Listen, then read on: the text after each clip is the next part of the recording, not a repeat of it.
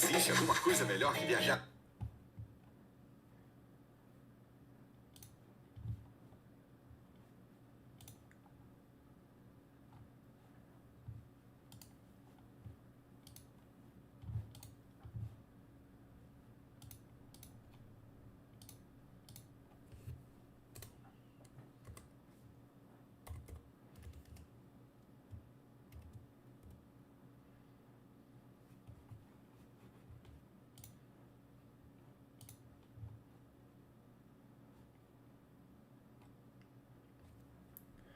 Opa, já estamos ao vivo. Comecei sem querer a live, acredita?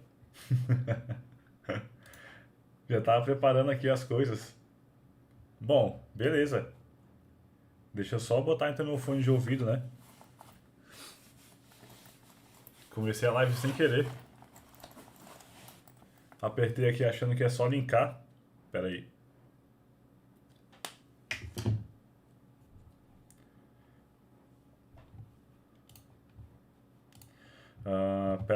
Pera aí. Deixa eu só arrumar aqui o fone agora, que agora tem que arrumar o microfone. Não era pra começar a live agora, né? Deixa eu ver aqui. O microfone tá certo, ok. Fone de ouvido, beleza. Show. Não era pra ter começado não, mas beleza, tava próximo de começar mesmo. Show, vamos nessa. Deixa eu só terminar aqui então. Eu ia ver aqui qual que era o número da live e acabamos começando. Eu nem lembro qual era o número da live. Ainda bem que eu abri aqui a live sem querer. Não tava, sei lá, tirando meleca do nariz. 59. Depois eu vi aqui ao vivo, eu pensei, caramba. Vamos lá. Live número 59. Live tem que ser assim, letra maiúscula. O título. Opa. Live 59. Análise. Peraí. Tem que ser. Vamos fazer o negócio direito aí. Análise. Airbnb.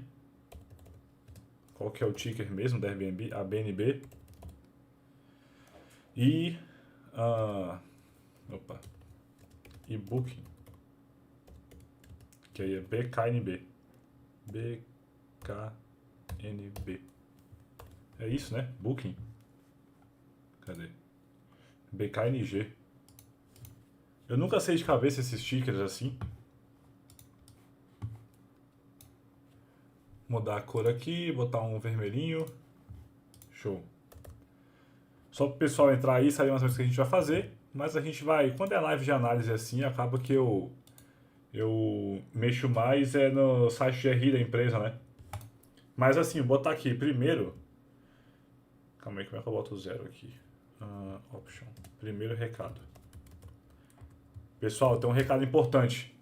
Vou fazer uma aula gratuita nesse próximo domingo, tá? Dia 26, domingo que vem, só sobre investimentos no exterior.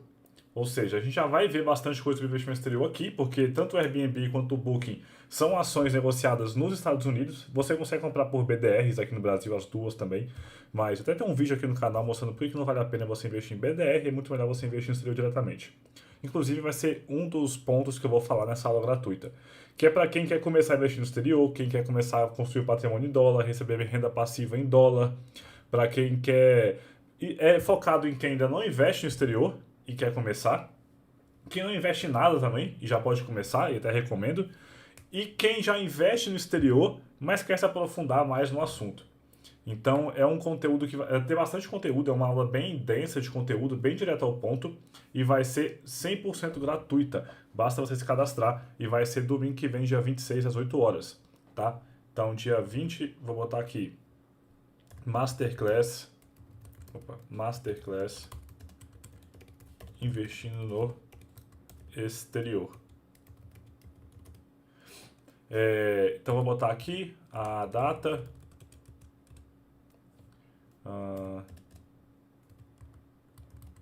Dia. Data. Caramba. Data. 26/3 às 20 horas, tá?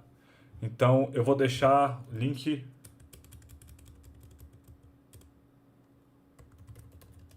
Link para cadastro no chat e na descrição do vídeo. Vou botar aqui assim, ó. Calma aí, vou diminuir aqui esse tamanho. Pronto. Vou botar um azulzinho. Prontinho, beleza?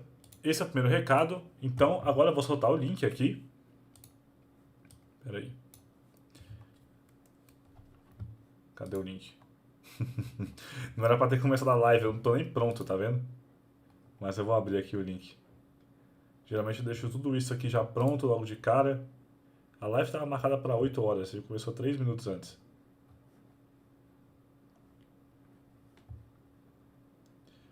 Tadadã, cadê? Aqui, ó. Vou deixar no chat da live agora. E vou deixar fixo. Se cadastre na Masterclass gratuita. Pronto. Tá aí no chat. Fixar a mensagem. E eu vou deixar também, vou deixar fixo aí então, para quem estiver entrando. E para quem for ver a gravação, assiste isso aí lá na... Quer dizer, pega aí na descrição do vídeo. Aqui embaixo do vídeo, na descrição dele. E aí você vai pegar o link por lá. Beleza? E aí, vamos começar então? Ok. Pera aí, que aqui ficou bugado.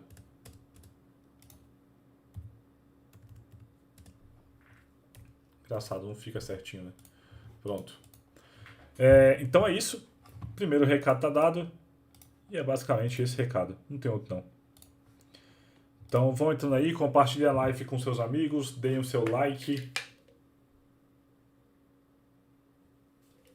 E vamos começar. Qualquer dúvida que vocês tiverem, manda no chat. O chat fica aberto aqui em outro monitor para mim. Beleza? Aí eu vou ler tudo que vocês mandarem. Quem quiser, e a gente vai conversando, então vão mandando no chat qualquer coisa que vocês queiram falar. Inclusive, aí ó, para quem quiser ver a Masterclass, tá aqui ó. Essa página vocês vão abrir, e aí faz o cadastro. Só vem aqui ó, digita seu e-mail, digita seu nome, e depois aqui, confirmar a inscrição. Dia 26 de março, às 20 horas. Vai ser bem legal, recomendo muito que vocês participem, é gratuito, não tem por que ficar de fora. Tá? E outra coisa também importante. Quando acabar a Masterclass, eu vou mostrar para vocês a nova oferta do Investidor Alpha, que é a minha mentoria de investimentos no Brasil e exterior. Que é super completa, é tudo que você precisa para poder investir com confiança no longo prazo. E aí, as inscrições vão se abrir na segunda de manhã, às 8 horas da manhã eu vou abrir as inscrições, tá? Mas eu vou explicar melhor isso lá na Masterclass Investir no Exterior. Então fique ligado, porque além desse conteúdo super especial que estou preparando, vocês também vão ter acesso aí a essa oferta que vai ficar aberta por pouco tempo. Do Investidor Alpha, que eu mudei bastante coisa, tá? Na mentoria, bastante coisa mesmo. Inclusive 2 pessoas renovaram hoje o Investidor Alpha. Mas eu vou dar uma oportunidade também de pegar acesso vitalício. Vocês vão ficar, quem estiver ligado lá vai saber o que eu estou falando. Vamos lá. Então vamos começar para valer aqui. Então eu recomendo bastante que vocês participem. E agora vamos lá para Vamos começar por qual ação primeiro? Primeiro eu vou deixar o seguinte, eu vou deixar... Não, vou botar em cash agora não, vou botar em cash no final. Depois vocês vão ver. Vamos então começar pelo Booking, porque o Booking é uma empresa mais antiga, mais sólida, acho que é mais, assim, mais familiar para as pessoas, né? Todo mundo não, mas boa parte das pessoas já pegaram o Airbnb, já sabe como é que funciona e tal, mas o Booking é mais antigo, né? E tem muita gente que acho que tem mais gente que nunca usou o Airbnb do que nunca usou o Booking. Depois a gente analisa o Booking, quer dizer, o Airbnb, e a gente compara as duas empresas, né? São modelos de negócio diferentes. Então a gente vai ver com mais... Assim, o Airbnb é um pouquinho mais arriscado, mais complexo. Então acho que é melhor deixar para o final. Primeiro a gente pega... Vamos começar leve. Vamos lá. Deixa eu voltar aqui agora. Espera aí. Então, vamos começar aqui pelo Booking. Eu gosto de pegar sempre aqui, vamos pegar no Canguru a empresa por alto. E depois a gente abre ela direitinho. Calma aí que aqui no meu estúdio... Tá, aí agora sim. É que aqui na minha central de comando da live tava tudo bugado. Mas agora foi. Vamos lá. Então, quem não conhece esse site aqui, ele é bem legal. Agora eu estou produzindo conteúdo em conjunto com eles. Mas não é porque... Eu não estou mostrando o site só porque eu estou produzindo conteúdo em conjunto com eles, não. Na verdade, eles me convidaram a produzir conteúdo com eles. E já recebi vários convites de várias propostas para vários tipos de empresa, de tanto outros produtores de conteúdo, quanto também umas 2 ou 3 casas de análise e também sites, uns 2 já me chamaram para fazer coisa e eu sempre declinei todos os convites. Só que esse aqui eu vejo bastante potencial porque o pessoal que está aqui por trás desse site segue muito a minha filosofia de investimentos. Então, se você gosta do meu conteúdo, segue a minha filosofia, acredita no que eu falo, então com certeza esse site aqui é para você. Porque esses sites eles vão ser enviesados, né? Quando o cara é mais trader, vai trazer mais informações e o pessoal que frequenta o site geralmente é mais trader. Só que não é o tipo de coisa que eu defendo, não acredito nesse tipo de investimento. Aqui o pessoal eu sei que é um pessoal que realmente acredita na filosofia de investimentos de longo prazo. Então eu aceitei porque eu confio no projeto e nas pessoas que estão por trás. Então vamos lá. Vou colocar aqui o Booking. E é um site novo, tá? É um site novo. E vai ter muita coisa que vai aparecer por aqui em breve. Ele já tem algumas diferenças. Para empresas do exterior, eu estou até ajudando aqui a preencher alguns dados. Mas para empresas do Brasil, já está super completo. Vamos lá. Booking está aqui. Booking Holdings. Então, o que chama Booking Holdings, o nome da empresa? Porque tem vários sites por trás. Tá? O Booking não é dono só do Booking. Tá? O site Booking. Para quem não conhece o site Booking, é esse aqui, ó. Booking.com. Quem já usou o Booking aí? Me digam aí, quem já usou o Booking? O site é esse aqui, ó. Então você tem hospedagens, que é o que é mais utilizado para isso, para procurar hospedagens e para você se hospedar em hotéis, né? Então você pode vir aqui, por exemplo, vou me hospedar no Rio de Janeiro. Tem várias ofertas aqui, ó. Tem vários hotéis e tal. E aí você pode ir filtrando. É um site bem legal. É o site que eu uso para fazer reserva de hotéis. Tanto que tá aqui o meu, ó, o Genius Level 1. Eu consigo até uns descontos aí quando eu vou pegar novas acomodações. Aí também tem voos. Então você consegue pesquisar voos também. É um site de turismo de forma geral, né? Tá aí os voos, tal, onde você quer ir, para onde você vai. No caso agora ele tá em inglês, né? Mas ele também tem aluguel de carros, atrações, táxis. Quero botar em português. Não sei porque ele ficou em inglês. Aluguel de carro, atrações, táxis. Então tem muita coisa, é um site muito grande e ele é muito forte, não só no Brasil, ele é muito forte na Europa também e também nos Estados Unidos. Ele é muito forte no mundo inteiro. E é um site bem antigo. Eu lembro de usar o Booking há uns 10 anos atrás ou mais para poder fazer reserva de hotéis. E ele está ficando cada vez mais completo. Esse é um dos sites que eles são donos. Chama Booking Holdings porque eles são donos de outros sites. A gente vai ver aqui mais para frente. Hoje tem um valor de mercado de 91,9 bilhões de dólares. Então daria aí algo próximo de uns 500 bilhões de reais. Hoje a maior empresa da Bolsa Brasileira, se eu não me engano, é a Vale ainda.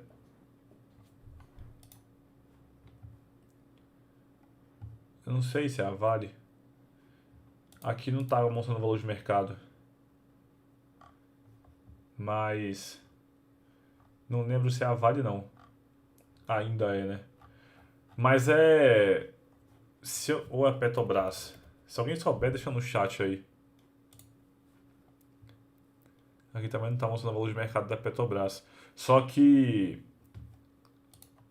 as maiores empresas do Brasil, elas chegaram assim, ao máximo a uns 500 bi mesmo de valor de mercado. Então o Booking ele é mais ou menos tão grande quanto as maiores empresas do Brasil, né, em valor de mercado. Que é bem, sim. Você pensa, pô, o Booking chega nem perto de ser uma das maiores empresas da Bolsa Americana. E ele é tão grande quanto as maiores ações, as maiores empresas do Brasil. Então, os tickets da empresa. Nos Estados Unidos é negociado pela Nasdaq e é BKNG, como a gente já viu. No Brasil, B3, você pode comprar a BDR BKNG 34. Eu sempre recomendo investir diretamente no exterior. Você não sabe como? Aí então se cadastre na Masterclass de domingo, investir no exterior, porque eu vou explicar todos os detalhes sobre esse tipo de dúvida sobre investimento no exterior. O link está aí no chat e também na descrição do vídeo você pode se cadastrar. O último preço da ação, $2.440. Parece que é muito caro, mas no exterior você consegue comprar, depende da corretora que você utiliza, mas você pode comprar frações de ações, você pode comprar $1 de ações da Booking e não tem problema nenhum. Porque senão você ia pensar assim, caramba, eu tenho que tirar R$10.000 do bolso para comprar uma ação. Mas você pode comprar pedaços de ações, então isso não faz diferença. E a BDR custa R$73, a BDR não tem como comprar frações, mas pelo menos é bem mais barato, né? E nos últimos 7 dias caiu 2%, mas quando você pega aqui o fechamento do ano, desde o início do ano, 12,93% de alta. Em 52 semanas, ele está próximo da máxima. A máxima foi $2.620, a mínima foi $1.600. Vamos ver se a gente acha aqui, ó, histórico de preço. Olha aí a rentabilidade das ações do Booking. Isso aqui é ao longo de um ano, então desde 21 de março de 2022, a ação meio que não se mexeu, né? 2.160 para 2.400, você vê uma valorização não muito forte. Quando você pega 5 anos, está meio estagnado também, mas lembre-se que o setor de turismo como um todo foi muito impactado pela pandemia, né? Se a gente pegar o máximo, aí sim a brincadeira fica séria. Se pegar aqui, ó, 2002, 2004, 20 e poucos dólares a ação. E hoje está lá em 2.000. Olha só a rentabilidade monstruosa que teve, né? A ação multiplicou 100 vezes em 20 anos. Então esse é o poder do longo prazo, quando você faz bons investimentos. Interessante, né? Parece que no curto prazo você olha assim, 2 anos. Pô, a ação nem se mexe. Quando você pega aqui no prazo mais longo, o negócio foi sério. Então vamos lá. Voltando aqui, fundada há 26 anos, interessante, né? Porque é uma empresa 100% de tecnologia, começou em 97, nos primórdios da internet. Quando a internet começou a se popularizar, em 97, quem que tinha acesso à internet no Brasil em 97, né? Pouquíssimas pessoas. Tudo bem que é uma empresa americana, até chegar aqui levou mais um tempo. Mas mesmo assim, nos Estados Unidos também tinha poucas pessoas com acesso à internet nessa época. E o IPO foi no boom das .com. Tanto que você pode ver aqui, né? Histórico de preços, no máximo. Olha lá, em 99. A ação custava $400, foi para 800, 900 dólares, depois caiu para 30. Aqui caiu para 9, ó, em um ano. Saiu de 800, 900 dólares para 9. A ação caiu aí 90% em um ano. Por quê? Isso aí foi o boom das .com, a bolha das ações da internet, né?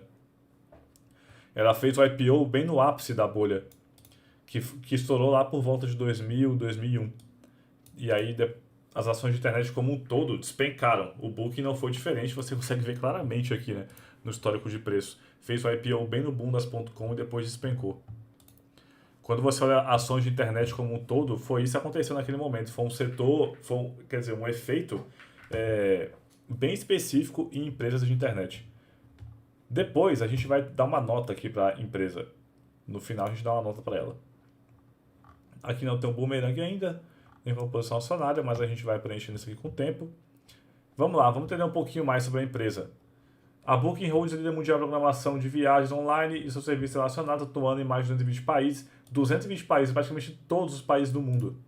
E territórios, e tendo listados mais 28 milhões de quartos de hotéis. Absurdo, né? A empresa é muito grande. Casas e apartamentos. São 6 marcas principais. Booking.com, tem a Priceline, que é essa aqui, ó. Também bem parecido, tá vendo? Hotel, carro, voos E é um site também bem grande, é bem famoso esse site aqui. No Brasil não é tão popular, tanto que acho que nem tem em português. Ele é feito mais para o exterior. Agoda também, que é de hotéis. Esse aqui já tem no Brasil, né? Um pouquinho mais popular. Rental Cars é de aluguel de carros. Já usei esse Rental Cars aqui, é bem legal porque ele mostra para você uma lista de várias empresas de aluguel de carros. E aí você escolhe o mais barato. Kayak também é de passagens, para você pegar passagens aéreas. E OpenTable, esse aqui eu não conheço. É de restaurantes. Legal, só que esse aqui parece que eu estou em São Paulo. Não estou em São Paulo. Vai ver que ele não tem no Brasil, ou tem? Até tem no Brasil, ó, mas são pouquíssimas opções. Nunca usei esse site aqui, legal. Dá pra você reservar os restaurantes. Nobu Jardins. Depois eu vou olhar aqui. Mas assim, são sites bem fortes. Possuindo diversas subsidiárias como a Cheap Flights e a Momondo. Não conheço as duas. Começou em 97, fundação da Priceline.com, oferecia descontos em ingressos de viagens por meio de sistema de leilão online, chegou a perder o foco em viagens após seu IPO, mas logo iniciou uma série de aquisições na área, como pelos sites europeus eles aceitam na época, entre eles o Booking. Então o Booking é europeu, né? Em 2005, foi comprado em 2005 somente. Em 2010 tornou-se o maior site de reservas de hotéis do mundo. Em 2018 a Priceline Group mudou seu nome para Booking Holdings, manteve sua rotina de aquisições e iniciou parcerias na China. Durante o primeiro ano da pandemia de Covid, 2020, viu suas receitas cair mais de 50%, mas seu modelo de negócio Asset Light. Quem sabe o que é Asset Light? Asset Light é leve em ativos. Assets são ativos, né? E Light é leve. Quer dizer que tem poucos ativos, tem poucos necessidade de ativos, né, para poder funcionar, é mais ou menos isso. Então, necessita de poucos investimentos, pouco custo para rodar. Geralmente empresas são 100% digitais, são empresas Asset Light. Não precisam, por exemplo, ter uma fábrica ou escritórios enormes espalhados pelo mundo para poder rodar. Pequenos escritórios no mundo inteiro e também alguns servidores pelo mundo já funciona. Permitiu atravessar os desafios de licenciar prejuízos. Em 2022, atingiu um faturamento superior ao período pré-pandemia. Vamos ver isso aí. Interessante, né? 2022 já deixou a pandemia para trás. Fatores de risco da companhia. Setor altamente competitivo, desde desafios de preço específicos, como Expedia. O Expedia é o maior depois do Booking, é o principal concorrente no mundo. E Airbnb, que a gente vai olhar hoje. Até empresas de muito grande porte, como Google, Meta, Facebook, Alibaba e Amazon, que têm interesse em atuar no segmento da Booking. Esse tipo de empresa aqui, eles querem fazer um monopólio global de todos os mercados do mundo, né? Onde você imaginar, os caras estão enfiando o dedo. Riscos relacionados à integração de suas frequentes aquisições, além da possibilidade de pagar preço excessivo por elas. Então, como é uma empresa que faz muitas aquisições de outros sites, outras empresas, sempre tem um risco, né? É o tipo de negócio que é chamado de crescimento inorgânico. Que é você crescer comprando concorrentes e não um crescimento orgânico, que é você crescer a sua própria empresa em volume. Você vai comprando concorrentes, pequenos sites, ou sites que oferecem alguma coisa específica, algum diferencial que o Booking não oferece. Eles compram esse site e incorporam aquele diferencial no site do Booking, por exemplo. Então, existe a integração, né? Pode ser que não funcione, pode ser que a sinergia entre as empresas não funcione. Então, aquisições têm esse risco, esse modelo inorgânico de crescimento. Além da possibilidade de pagar preço excessivo por elas, né? Se pagar caro por uma empresa. A Booking depende fortemente de publicidade online, que pode se tornar mais cara e menos eficaz após o aumento da preocupação com a privacidade. A empresa gastou em 2022 35% da sua receita em propagandas. A gente vai ver isso aqui quando abrir o resultado da Booking. O principal custo da empresa é com marketing, que faz todo sentido, né? Porque a empresa de internet, eles jogam tráfego para a internet inteira para direcionar pessoas para o site deles. Além de muito marketing de parcerias com outros sites ou publicidade específica em outros sites que eles acreditam que o público-alvo deles esteja lá. E essa preocupação com privacidade é algo que vem aumentando muito o custo de marketing digital nos últimos anos. A Apple mesmo fez em 2020, eu acho, um novo protocolo, né, de segurança, de privacidade. e isso afetou muito forte privacidade, tráfego no Google ou no Facebook, no caso Instagram, né, que Facebook e Instagram é a mesma coisa, aumentou muito o custo, porque ficou muito mais difícil de traquear as informações. Porque como que o marketing digital funciona? Você pega um público muito específico, você consegue direcionar bem específico o seu público à propaganda. Então, se eu começo a pesquisar aqui Booking, começo a entrar em Booking e sites aqui de internet ou de viagens, pode ter certeza que daqui a pouco eu vou começar a ser bombardeado por propaganda de empresas de turismo. Porque eu acabei de pesquisar isso.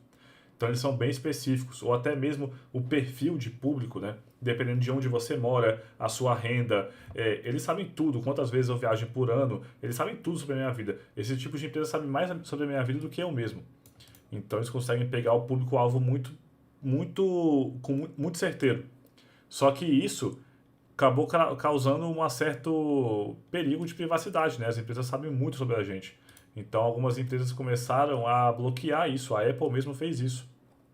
E aí ficou muito mais difícil direcionar anúncio para quem utiliza produtos da Apple, o iPhone, MacBook, esse tipo de produto. E é mais ou menos isso que ele está querendo falar aqui. Aumentou bastante o custo. E não só isso também. Como o marketing digital como um todo, o digital está crescendo com muita força e a pandemia também alavancou muito isso, mais empresas, mais pessoas estão direcionando investimentos para publicidade online. E o nosso celular aqui, né, é limitado a quantidade de propagandas que aparecem aqui. E é mais gente disputando a sua atenção à tela do seu telefone, do seu computador. E publicidade online funciona como um leilão. Quem paga mais, aparece mais. E como tem mais gente entrando, o valor vai ficando cada vez mais caro. Então isso também aumenta demais o custo da Booking, que depende muito dessa publicidade para poder rodar. Riscos relacionados a fatores externos que inibem o volume de viagens, como pandemia e ataques terroristas. Então isso aqui, né, foi bem específico em 2020, que afetou muito o seu faturamento. Riscos regulatórios, sobretudo na Europa, onde sua dominância pode ser vista como anticompetitiva. Então ela pode ser vista como um monopólio lá, né? O monopólio para a empresa é o cenário perfeito. Para a Booking é assim, perfeito ser um monopólio. Você não tem concorrente à altura. Você pode botar preços muito mais altos que as pessoas vão continuar pagando, porque não tem outras opções. Só que para a população é péssimo, né? Competição é ótimo para a população. Não, livre mercado para consumidor é perfeito. O consumidor prefere livre mercado, a empresa prefere o monopólio. Mas o governo vai querer aumentar a competição muito por conta disso, né? Para não deixar criar um monopólio. E aí pode ser que a empresa tenha que ser obrigada a se desmantelar, né? Como já aconteceu com outras empresas que dominam o mercado. Fatores de risco do mercado. Recessões econômicas globais podem afetar a demanda por viagens e hospedagem. Turismo, eu já vi algo assim que é muito interessante. Turismo, ele possui meio que, vamos dizer, que 2 vezes a volatilidade da economia. O que isso quer dizer? Se a economia está em baixa, o turismo sofre 2 vezes mais essa força. Mas quando a economia está em alta, o turismo ele aumenta a sua demanda 2 vezes mais.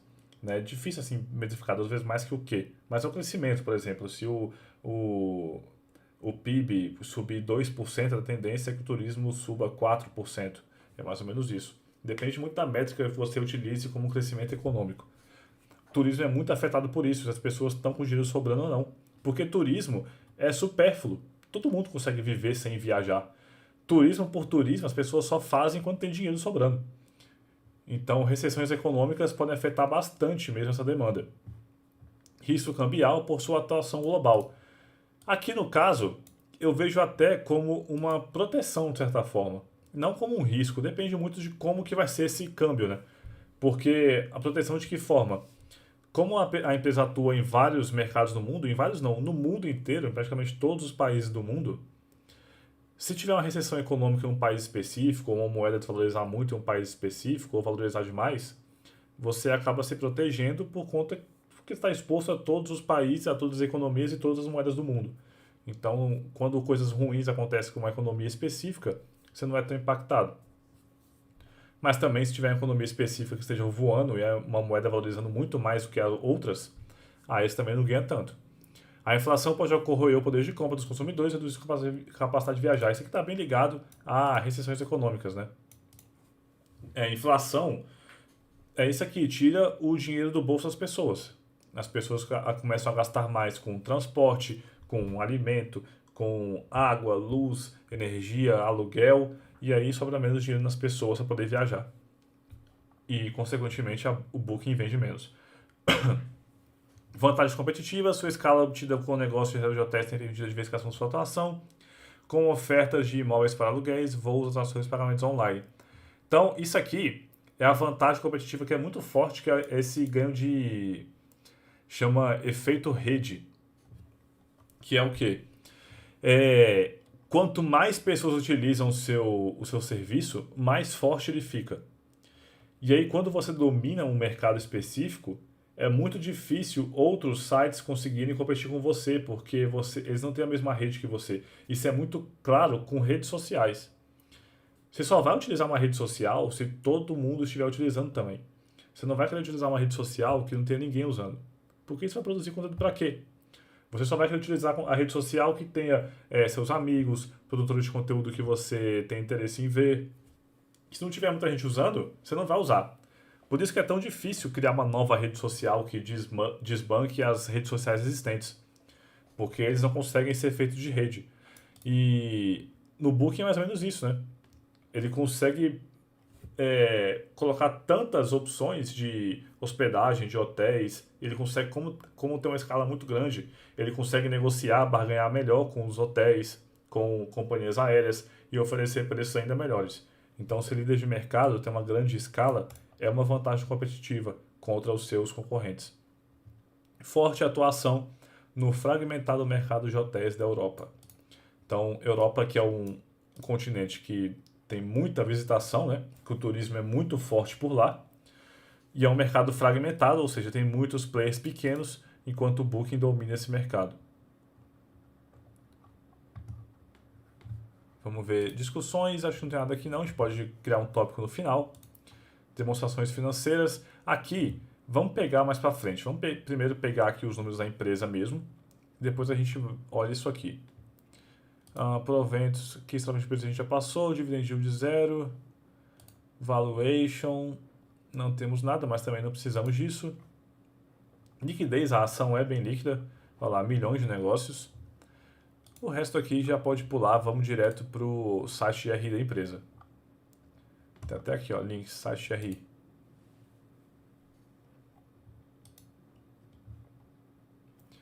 Tá aqui o Booking Holdings. Deixa eu botar um zoom aí para vocês. Toda empresa tem site de relações com investidores, vamos bater nos números da empresa.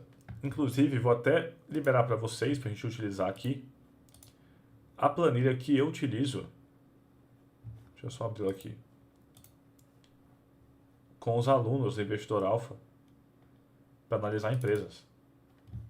Eu vou deixar ela aberta aqui em outra aba. Quando a gente for usar, eu vou abrir ela aqui para a gente. Pronto. Vamos lá então. Booking Holdings, o nome da empresa. Aqui é só um resumo geral da empresa. Vamos ver o que tem aqui. O último resultado financeiro do quarto trimestre de 2022. Então a gente tem um fechamento anual da empresa já. Beleza, aqui nada demais. Vamos abrir logo aqui.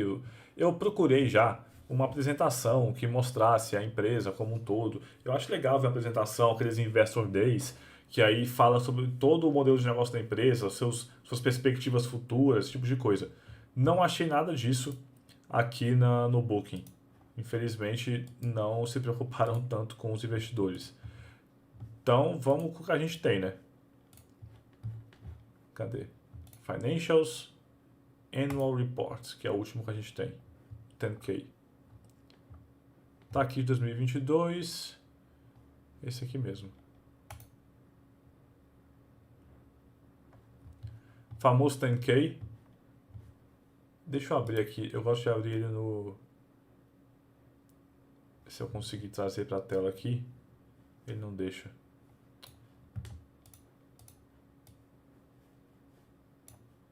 Então deixa. Vamos lá. Vamos usar aqui mesmo. Ou então vou baixar aqui. E a gente abre nesse leitor aqui. Muita gente tem medo do formulário 10K, né? Que é o principal documento das empresas da Bolsa. Só que ele é bem simples de olhar quando você sabe aonde ir. O que eu acho interessante quando a gente vai ver uma empresa pela primeira vez? Você lê esses dois primeiros itens aqui. O business, que vai explicar o modelo de negócio, e o risk factors, que vai explicar para você os fatores de risco da empresa. É muito importante ler isso aqui quando você vai a empresa pela primeira vez. Depois, você já sabe o que é, não precisa ficar lendo sempre.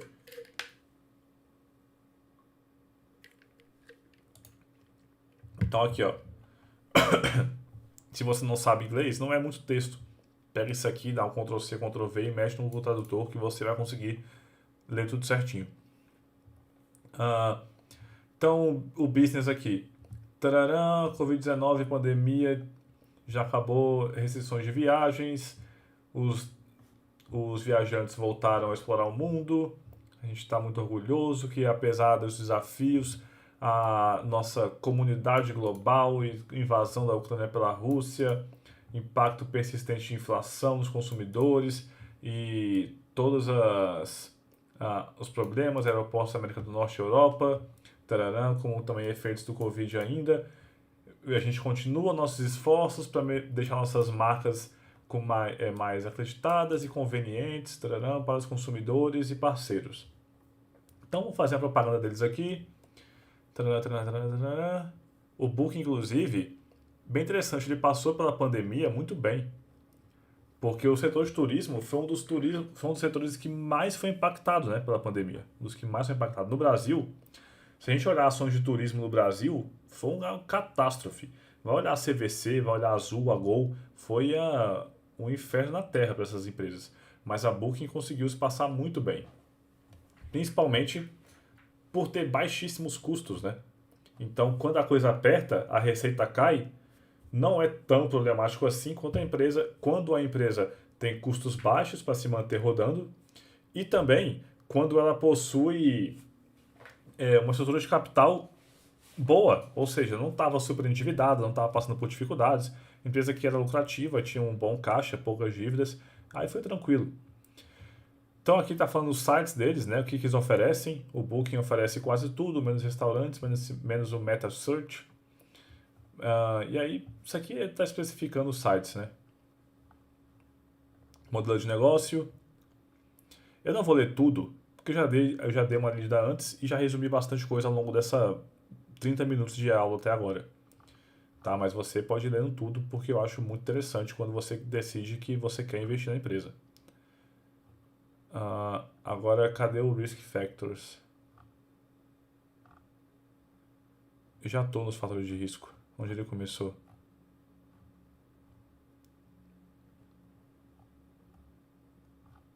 Cadê? Competição. Cadê? Onde é que foi a... Deixa eu clicar aqui. Money. Company Websites. Não estava não, na verdade. Agora começou. Aí ele fala aqui os fatores de risco, indústria e do business. Então, mudanças no mercado, efeito de competição. Isso aqui é bem geral, né? A habilidade de continuar o crescimento e expandir globalmente.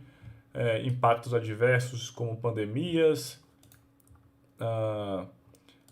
Impactos adversos também no relacionamento com os seus provedores de serviços.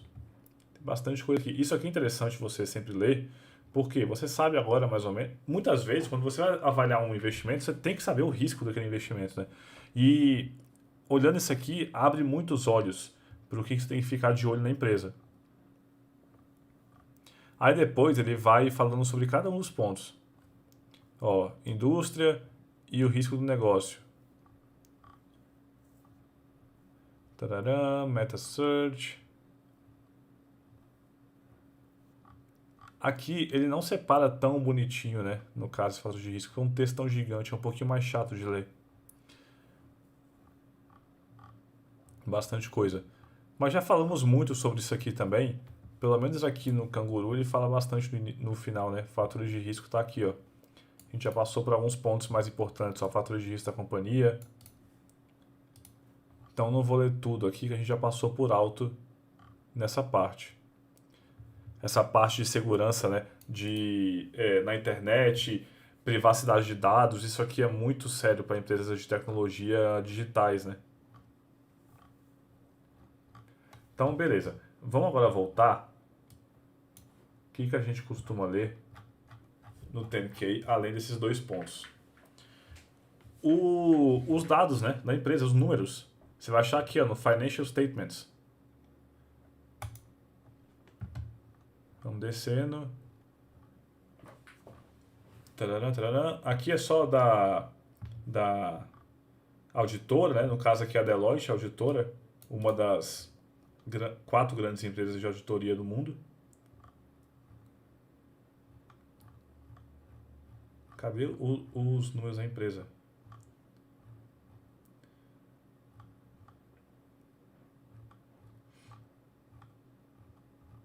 Aqui. Então, beleza. Aqui está o seu balanço patrimonial, é o primeiro. A gente já pode ver uma coisa de cara. Primeira coisa que a gente vai olhar vamos olhar o endividamento da empresa. Cash and Cash Equivalents é o seu dinheiro em caixa. Então tem aqui 12, aqui está em milhões, tá? Ó, em milhões. Ou seja, 12.221, na verdade são 12 bilhões que eles têm em caixa.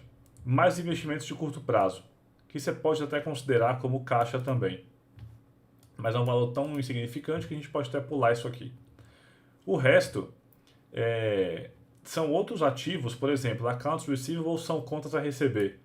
Então, dinheiro que eles têm para receber ainda, que eles vão receber no curto prazo, porque isso aqui está no ativo circulante, né? Então, são ativos de curto prazo, até 12 meses. Aí você tem propriedade de equipamentos, olha como é que são poucas coisas. Aqui já é ativo ativo não circulante, né? De longo prazo.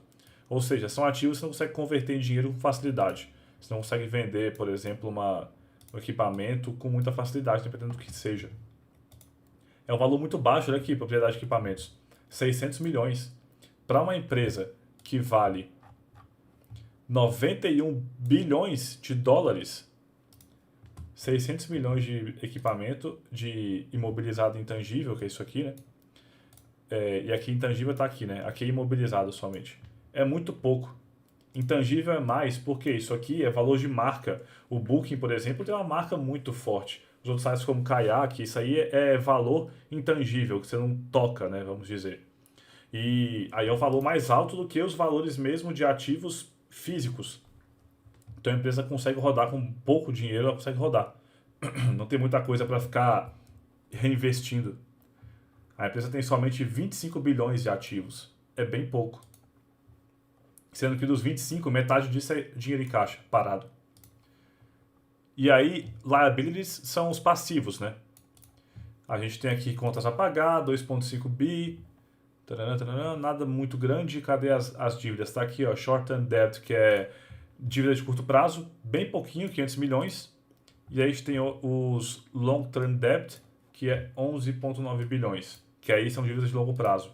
O que também tá ok, por quê? Vamos somar as duas dívidas, vai dar o quê? 12 bi 485 milhões. É praticamente o que a empresa tem em caixa. Então ela consegue pagar toda a sua dívida só com dinheiro em caixa. Tem uma dívida líquida, não é negativo, mas é zero, vamos dizer. Isso é muito seguro para a empresa. Quando passa por uma pandemia, por exemplo, tá ok, porque a dívida não vai destruir a empresa. Só o que ela tem em caixa consegue segurar essa onda. Principalmente que a maior parte da dívida é de longo prazo, não de curto prazo, né? Ela vai vencer agora. Vamos pegar esses dados aqui e vamos jogar aqui, ó, nessa planilha que eu utilizo com os alunos do Investidor Alpha. E eu gosto de jogar aqui que a gente consegue calcular os indicadores. Deixa eu fechar aqui o Booking. Vamos lá. Ativo circulante está aqui, ó. Que a gente tem. No caso, teria que somar. Está aqui, ó. 15,798. 15,798. Só para a gente ver a dívida. Ativo total tá aqui, ó, 25.361. 25.361. Passivo circulante que a gente tem, tá aqui, ó, 8.474. 8.474. E passivo total tá aqui, ó, 22.579. 22.579. Caixa. Vamos pegar só esse valor aqui, porque o resto é irrelevante. 12.221. Empréstimos e financiamentos é a dívida da empresa. Vamos somar de curto e longo prazo. 500 mais 11.985 vai dar 12.485. 12.485. E o patrimônio líquido é o Stockholders Equity. Aqui no nosso caso, tá aqui, ó, Total Stockholders Equity 2.7 bi. Bem pouquinho, né? Porque ela tem pouquíssimos ativos. E aí, já vamos entrar num ponto aqui muito importante a se atentar. Tá? A gente não pode nunca olhar os números friamente. Tá vendo que tá vermelho aqui? Parece que tá péssimo, né? Mas eu vou explicar já. Vamos pegar o EBITDA, que no caso a gente não vai achar o EBITDA certinho aqui. Tá? Lá na DRE, que no caso... Esse é o fluxo de caixa. Cadê? Eu passei pela DRE.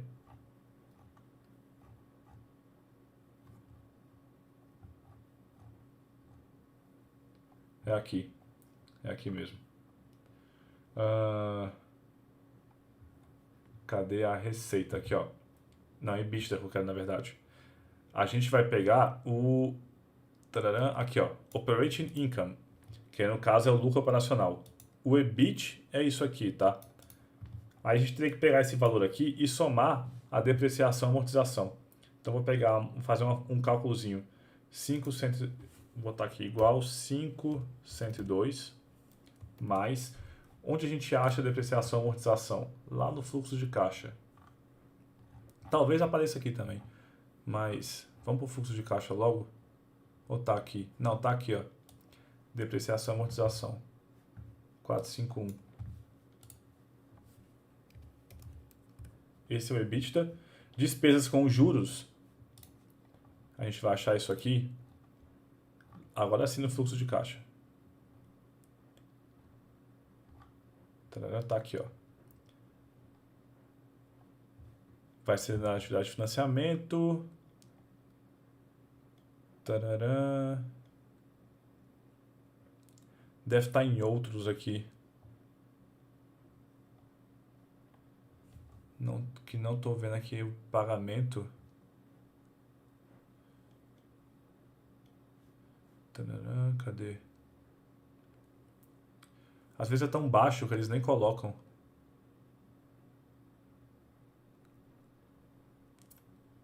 Então, o que a gente pode fazer?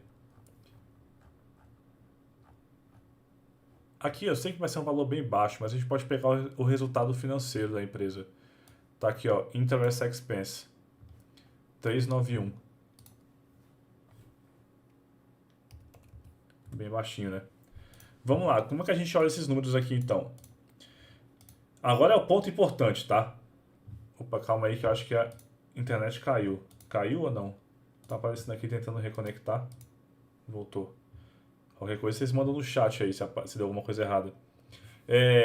Como é que lê esses números aqui? A gente nunca pode ver os números friamente. Você tá vendo que tem um vermelho, quer dizer que tá ruim. Mas na verdade não tá ruim, tá? Estaria bem ruim se olhar só o número aqui. Que é a dívida bruta sobre patrimônio líquido.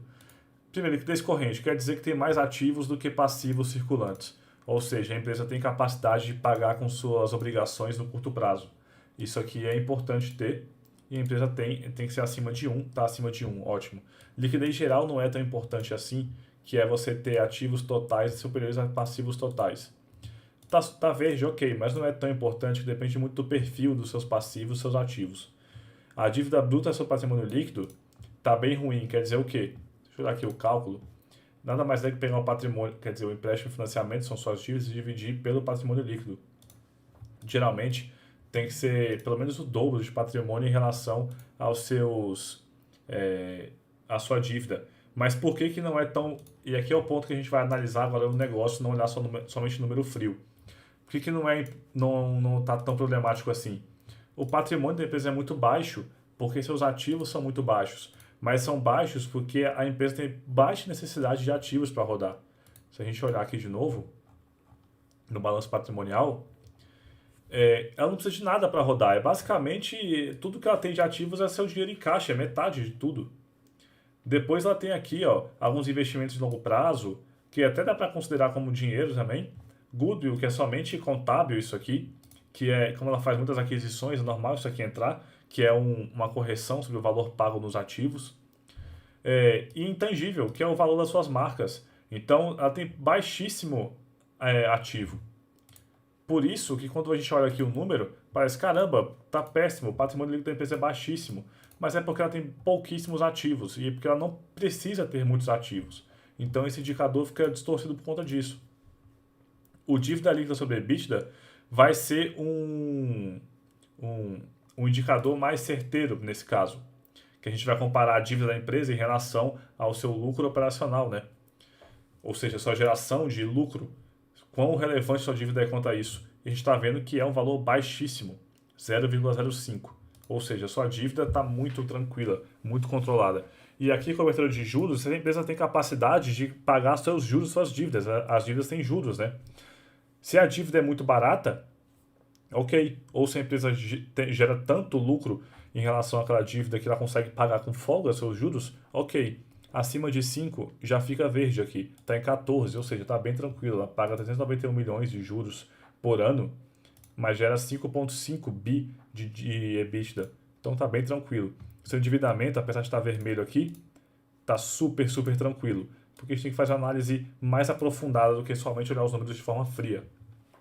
Então, Booking está bem ok em relação a dívidas. O que é bem interessante, né? Vamos agora olhar aqui o histórico aqui no Canguru.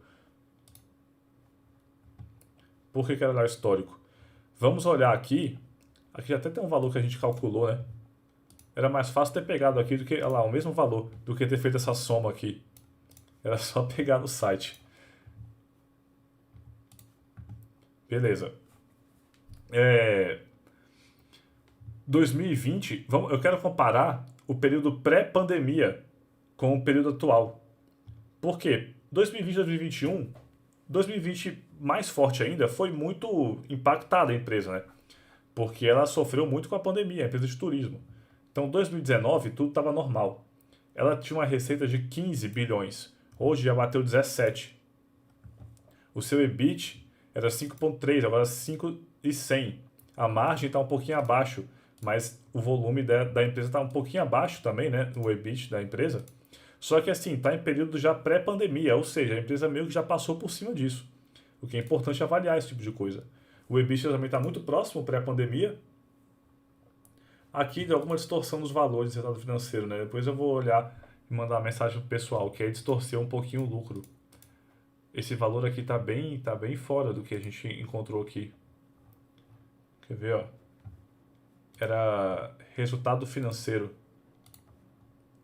O resultado financeiro da empresa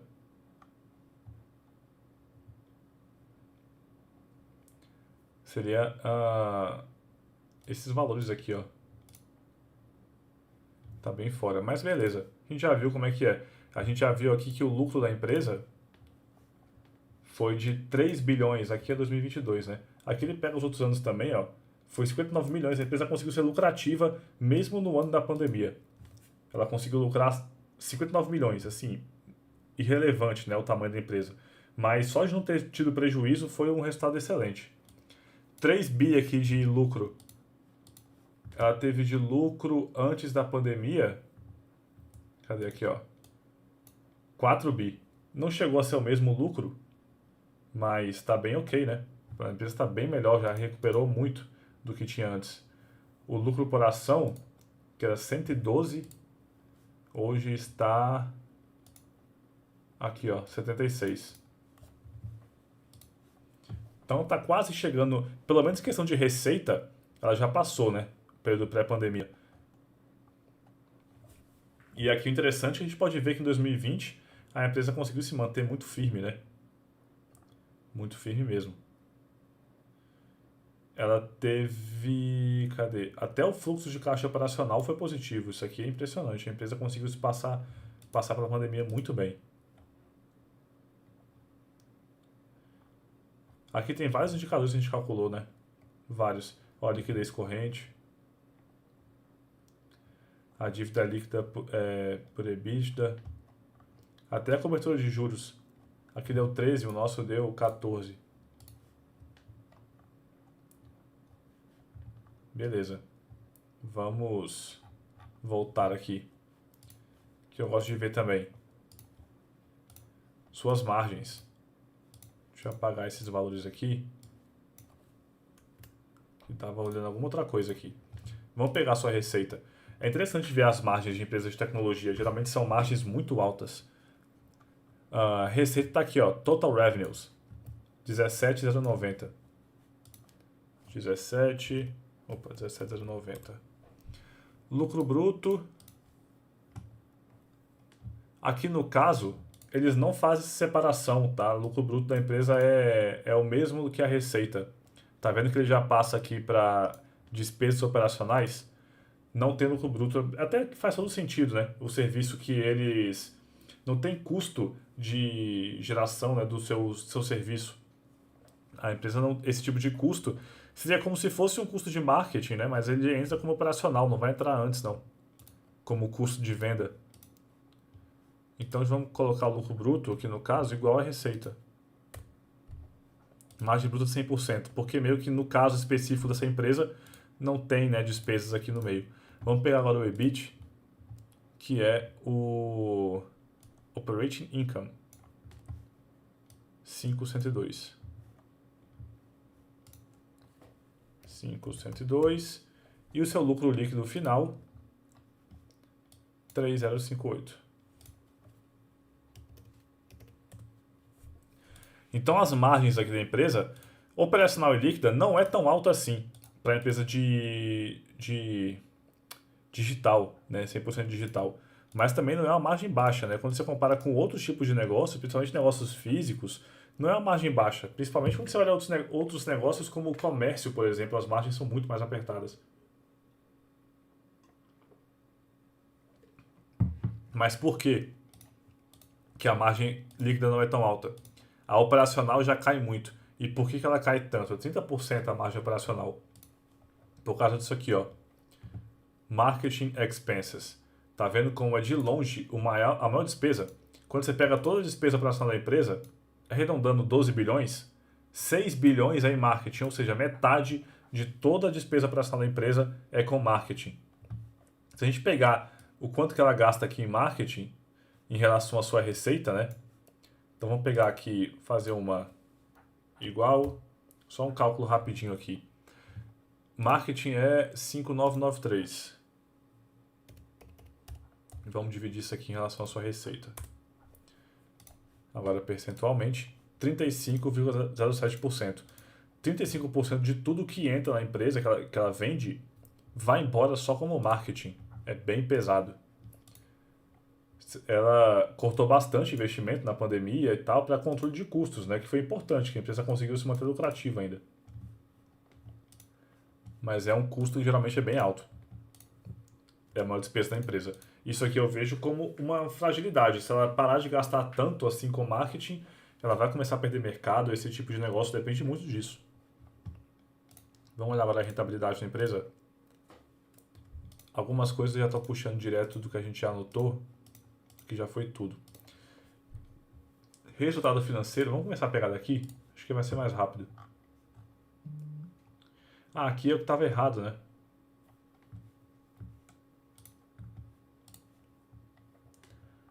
O resultado financeiro da empresa vai ser a soma desses dois aqui, ó. 788, 391 igual a menos 391 menos 788. Impostos, quanto eles pagaram de imposto? Tá aqui, ó, de imposto sobre o lucro, tá? 865. No caso aqui, é interessante estar positivo, né? Mas é expenses, é saída. Tá vendo como é uma subtração um do outro, o resultado? Isso confunde um pouquinho, né? É porque o parênteses significa que é um valor negativo. Aqui nesse caso, como o imposto sempre é negativo, eles não fazem diferenciação, a não ser que seja imposto diferido. 865. Aqui também eu sempre deixo positivo, não coloco negativo. Então, olha lá como é que é a geração de rentabilidade da empresa. O ROI absurdo, por quê? Porque o patrimônio líquido da empresa é muito baixo. Então, o ROI é muito distorcido. Nesse caso aqui, a gente pode ignorar esse indicador aqui, ó. O ROI ele é facilmente distorcido por conta do patrimônio líquido. Então, essa é uma empresa que a gente pode ignorar o ROI. Não olhe o ROI quando for analisar empresas de asset light, de certa forma, como é o caso da Booking. O ROA também acaba distorcendo bastante, que os ativos da empresa são bem baixos. O ROIC, que é o principal indicador de todos, né, o mais completo, a gente pode ver que é 27,8, é um valor bem alto, muito alto mesmo. Então, ótimo valor para a empresa. A gente já tem esse tipo de coisa aqui também, né? Quer ver? Aqui, ó. Aqui, o ROIC tem várias formas de calcular, tá? Então, você pode ver várias distorções. Aqui deu 80%. Mas o ROI e o ROA deu igual. Olha lá, igualzinho, tá vendo? Porque isso é simples. Mas o ROIC tem várias formas de calcular. De qualquer forma, foi um ROIC muito alto. E assim, tem várias formas de calcular, então você olha sempre no mesmo cálculo. Então você pode comparar esse valor aqui, ó. Foi negativo em 2020, distribuição de valor, mas normal, a empresa passou pela pandemia, mas pode ver que é sempre um ROI bem alto, um ROIC. Agora aqui, ó, projetos. Aqui é interessante. Vamos pegar o beta da empresa. Isso aqui eu olhei recentemente, é esse valor aqui. A gente pode deixar esse valor aqui também. Já vou explicar cada um deles. O benefício fiscal vai ser diferente. Se não me engano, nos Estados Unidos é menos, eu acho que é 25%. Já vou explicar cada um deles. O beta, a gente olha aqui no investing.com. Rapidamente eu vou explicar o porquê desses valores. BKNG. Booking. O beta está bem aqui, ó. 1,3.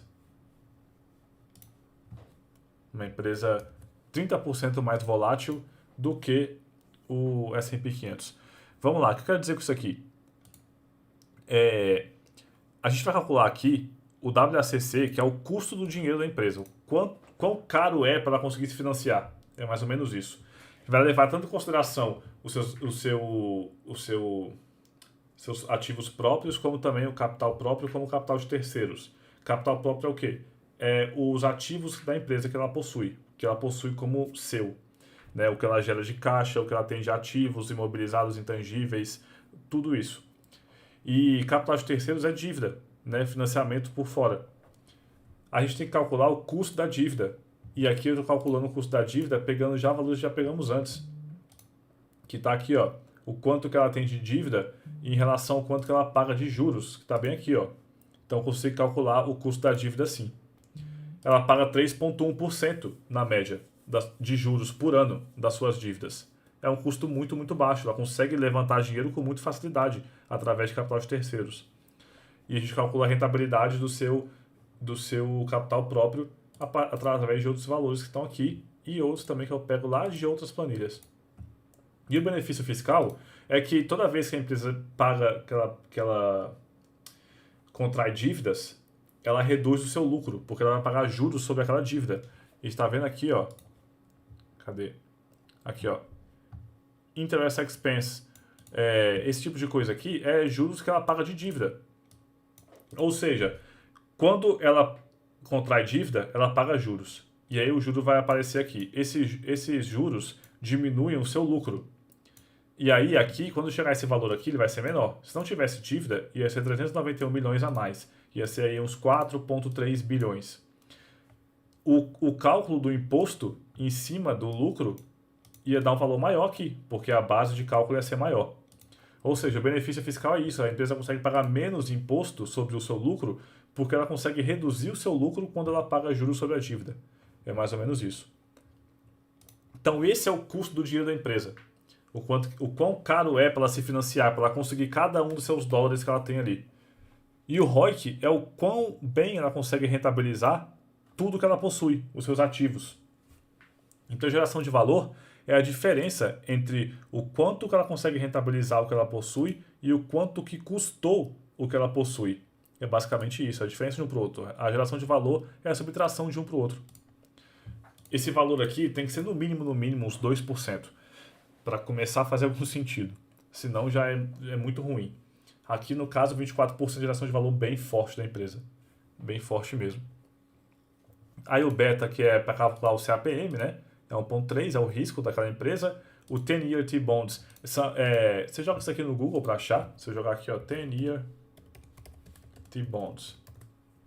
Opa, eu escrevi errado aqui, mas tá bem aqui, ó. 3496. Aqui já mudou, vamos botar aqui, ó, 3, isso aqui muda todo dia, né? Opa. 496. Mudou quase nada aqui. E o retorno do S&P 500 é o retorno que você espera daquele ativo, né? Quer dizer, do ativo não, do mercado de ações como um todo. Então eu botei aqui 9%, fui até conservador, porque aqui já não está considerando retorno real, né? Retorno nominal. Não é só acima da inflação, não. Então, assim, na verdade, se eu não me engano, o retorno do S&P 500 foi tipo, foi uns 11, 12% quando você pega um histórico bem longo. Aí não muda tanta coisa aqui pra gente, botar uns 12%. Eu gosto sempre de ser um pouco mais conservador, né? Porque se o mercado de ações for pior do que foi nos últimos anos, nos próximos anos, pelo menos a gente já calculou dessa forma. Qualquer coisa a mais é lucro.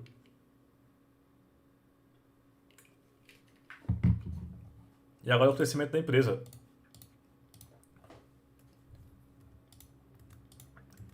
A gente vai pegar lucros que a gente já tem.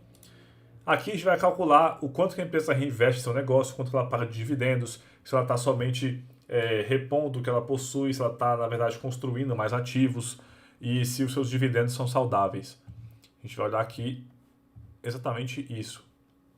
Vamos voltar. Então, pega praticamente tudo no fluxo de caixa. FCO, que é o fluxo de caixa operacional. Cadê? Aqui, ó. Net cash provided by operating activities. Isso aqui é o fluxo de caixa operacional. 6554. Deixa eu fechar essas abas aqui, senão eu fico confundindo. 6554. Depreciação e amortização, a gente já até olhou isso antes.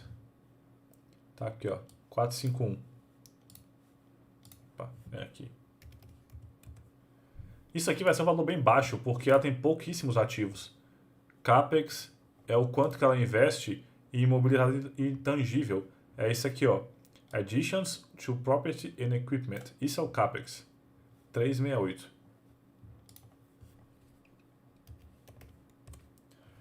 E dividendos distribuídos. Quanto que ela pagou em dividendos? A gente acha aqui, ó, no fluxo de caixa de financiamentos. No exterior é muito comum a empresa não pagar nada de dividendos. E acho que é bem o caso da Booking. Eu não estou vendo dividendos aqui. Mas ela faz muita recompra de ações, ó. Repurchase of Common Stock é recompra de ações. A gente pode até colocar isso aqui como se fosse dividendo. Que aí foi 6.621. Porque a empresa decidiu, né, recomprar ações ao invés de pagar dividendos. E isso gera valor para o acionista da mesma forma. A diferença é que o dividendo cai na sua conta direto, e enquanto a recompra de ações se traduz em retorno como valorização da sua ação. No caso, o payout seria bem acima do lucro, né, 216%. Só que a gente pode olhar o seguinte, em relação ao FCO, é uma visão até mais correta do que em relação ao lucro líquido. Por quê? Dividendo e fluxo de caixa operacional está tudo sob regime de caixa, enquanto dividendo e lucro líquido, o lucro está sob regime de competência, aqui sob regime de caixa. Então é uma questão mais contábil, assim, para quem não entende. O que realmente saiu dentro do caixa é isso e isso. Né? FCO que entrou em relação à sua atividade principal, que é todo o seu negócio. Aqui está bem próximo, seria mais ou menos 100%. Então tá ok. Praticamente tudo que ela gerou de caixa operacional, ela distribuiu como dividendos. Seria um payout sobre o fluxo de caixa operacional de 100%. Tranquilo. O FCL CAPEX, que é o quê? É o quanto de dividendo que a empresa é esse valor aqui que é o correto para ela pagar em dividendos. Ela pagou um pouquinho a mais, né? Não foi dividendo, foi compra de ação, mas ela pagou um pouquinho a mais. Ok, ela tem caixa sobrando, então não é problema. Por que que o ideal é esse valor aqui, o FCL Capex? Porque ela pega o que ela teve de FCO ali, de fluxo de caixa operacional, o Capex, que é basicamente o que ela vai investir em crescimento e reposição dos seus ativos, o que depreciou, ela vai repor. Então ela tem que fazer isso, que é importante para a sua operação, e o que sobrar disso é que sobra para pagar dividendo. Qualquer valor acima disso pode ser perigoso, principalmente quando a empresa é muito endividada ou quando a empresa tem pouco caixa. Mas ela pagou acima disso? Pagou. Só que ela tem muito caixa e tem pouquíssima dívida. Então não é nada a se preocupar. E o CAPEX sobre depreciação e amortização, se esses dois valores aqui são próximos, né, se é igual a 1, quer dizer que ela está basicamente somente repondo o que ela está depreciando. Então ela não está investindo em crescimento. Se é abaixo de 1, é que ela não está nem repondo o que deprecia. Se é acima de 1, é que ela está investindo acima do que ela deprecia. Ou seja, ela está comprando novas coisas, ela está crescendo. É basicamente isso. Só que aqui é um valor que é muito distorcido, porque contabilmente a gente nunca sabe exatamente depreciação, cálculo perfeito. Geralmente o cálculo é até valor zero, mas quase todos os bens possuem um valor residual. Então é um valor que a gente pode botar uma margem de erro bem grande aqui. Então 0,32 a gente pode considerar como se fosse 1, que ela está basicamente repondo a depreciação. Porque esse valor geralmente ele é mais alto do que realmente é. Tá, então tá bem tranquilo aqui. Quer dizer que ela não está crescendo, mas também não está se destruindo. É mais ou menos isso. Então, uma empresa que a gente não espera muito crescimento daqui para frente, vai depender mais do crescimento do mercado, das economias, das pessoas terem dinheiro no bolso. É basicamente isso. Beleza? E aí, como é que acharam do Booking? Caramba, 1 hora de análise da Booking aqui. Eu achei uma empresa bem sólida. Vamos voltar aqui. Eu daria uma nota. Cara, até difícil. Eu daria um 4,5. Eu vou ser um pouquinho conservador. Eu quase dei 5, mas 5 tem que ser aquele negócio que você de cai o queixo. Você fala, caramba, isso aqui é muito incrível. É muito legal o Booking. É bem legal mesmo. Quando eu olhei a primeira vez, eu fiquei até impressionado. Eu falei, caramba, esse negócio é melhor do que eu realmente achava. É um negócio bem sólido e bem consolidado. Vamos levantar aqui um tópico.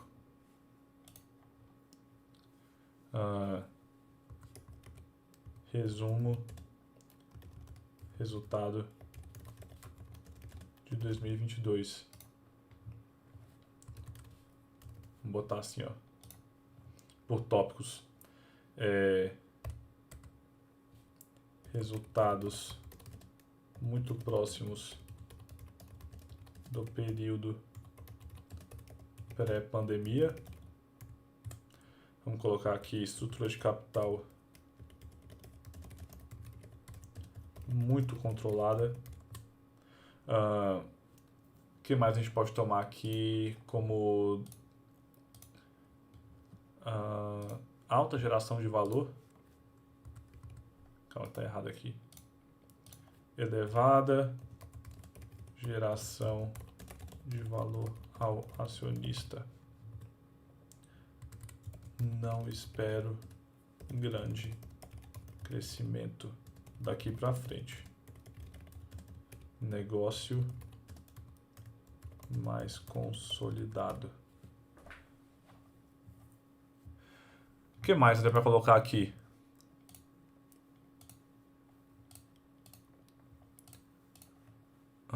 Vou botar assim, ó, ficar de olho nas despesas com marketing muito elevadas. Prontinho.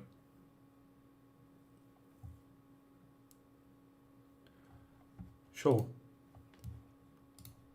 E aí, agora o Airbnb? O Airbnb é bem diferente. Bora lá, vou apagar isso aqui tudo. Fechar isso aqui. E aqui vamos para o Airbnb Investor Relations, IR.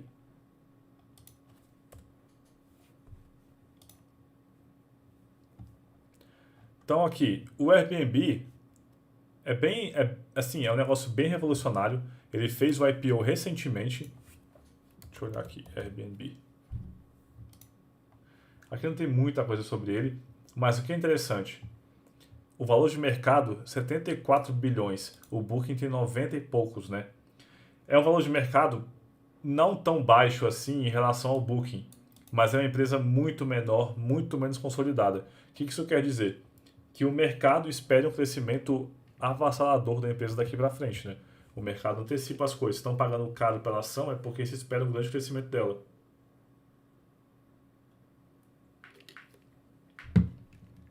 A BDR é AirB34. Para quem não sabe, quem sabe de onde vem o nome Airbnb? Airbnb é o seguinte, o primeiro nome da empresa era Airbed, que aí vem o Airbnb aqui. O Airbed é colchão inflável. O nome do site era Airbed and Breakfast. Então era por isso que virou Airbnb. Depois reduziram o nome, que ficou muito melhor, né? Até porque Airbed é um negócio que dá um nome meio feio assim para empresa, porque ninguém quer dormir em colchão inflável. E Breakfast não é muito bem o que oferecem. Nem sempre você tem café da manhã quando você aluga um Airbnb. Aí reduziram o nome para Airbnb, ficou um nome bem mais legal. E é uma empresa que, quando a gente olha aqui o histórico de preços, pegar o máximo, não é muito antigo. Ela fez o IPO aqui, ó, 2020, em dezembro. Deu um estouro logo em seguida, tá vendo? Ó? Saiu ali por uns 68 dólares a ação no seu IPO. Rapidamente foi para 200 e pouco, em 2 meses. Porque nessa época aqui, né, 2021, era aquela era do mercado, do dinheiro grátis no mercado. Tudo que era tecnologia estava subindo. Foi quase uma segunda bolha das .com.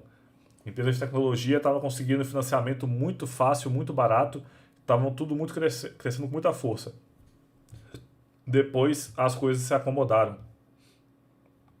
E hoje está aqui, ó, em 118.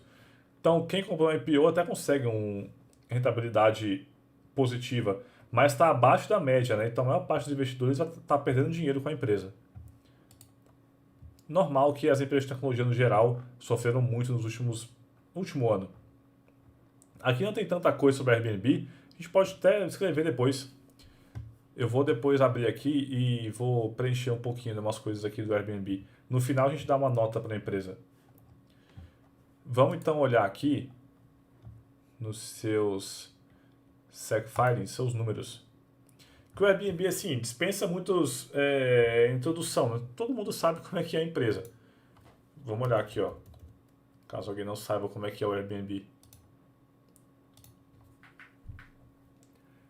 Eu, inclusive, já aluguei 2 Airbnb só esse ano. Tem até ali os recadinhos pra mim, ó. Depois eu vou ver o que é. Assim, basicamente são pessoas que alugam suas próprias casas, né? Então você pode pegar a sua casa e alugar. Tem vários problemas do Airbnb, inclusive, tá? Vários problemas mesmo que impactaram muito a empresa muito negativamente. Primeiro é a questão de segurança, tanto do hóspede quanto também da pessoa do host, né? Que é a pessoa que aluga a casa. Porque existem casos de câmeras escondidas nas casas, porque assim, é a casa de uma pessoa, né? Você não tem tanta regulação assim.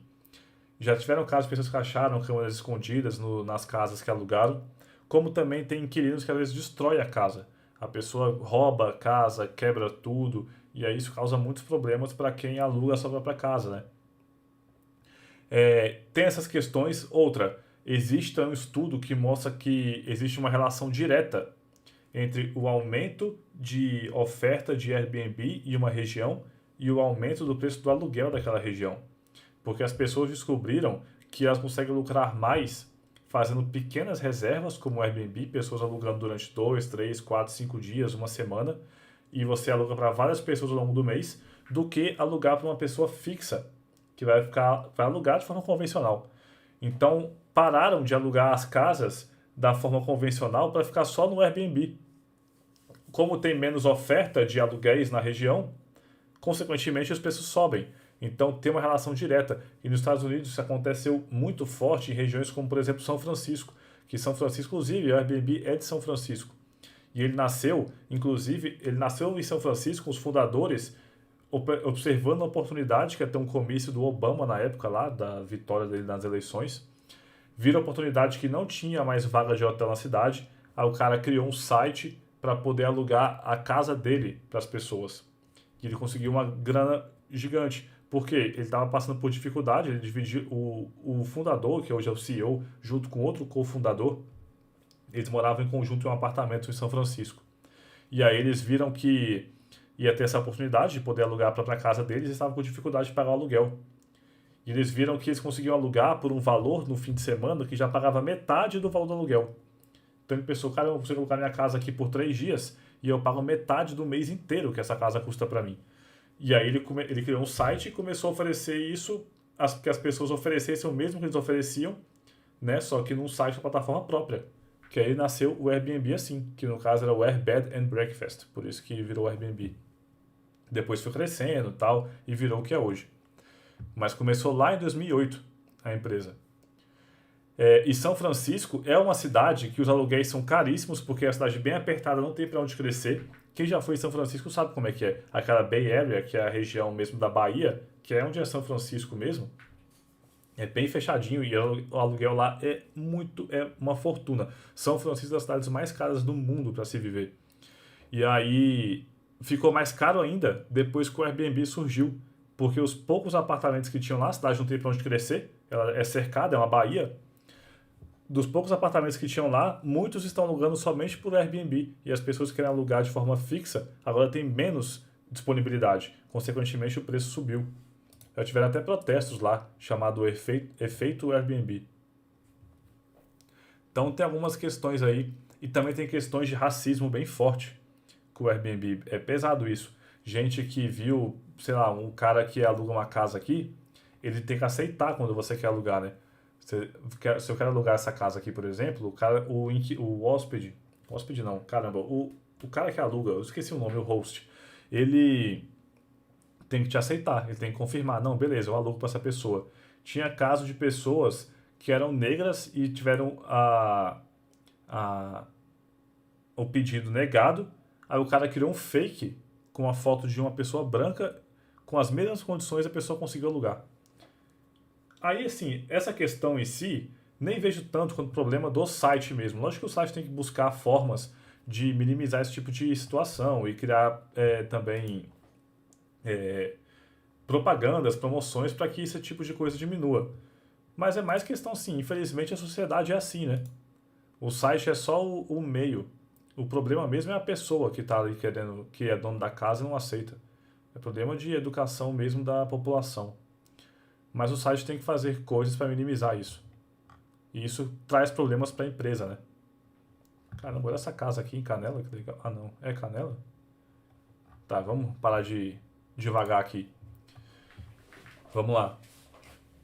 SEC, para quem não sabe, é como se fosse a CVM americana, né? E aí são os documentos oficiais. Vamos pegar aqui o Annual Filings, que é o 10K. Annual Report. PDF. Vamos baixar. Cadê? Vamos ver por aqui mesmo.